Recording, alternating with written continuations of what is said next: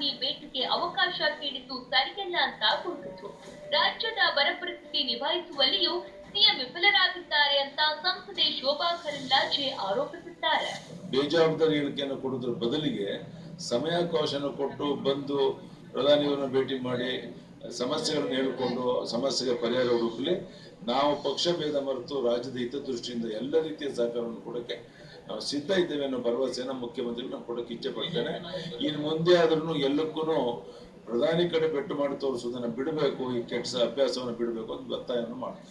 ಮುಖ್ಯಮಂತ್ರಿಗಳ ಕರೆದಂತ ಸಭೆಗೆ ಅವರೇ ತಡವಾಗಿ ಬಂದ್ರು.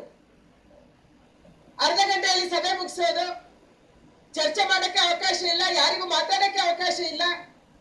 ಇಂಥ ಕಾಟಾಚಾರದ ಮೀಟಿಂಗ್ ಅನ್ನ ಮುಖ್ಯಮಂತ್ರಿಗಳು ನಡೆಸುವುದನ್ನ ಬಿಡಬೇಕು.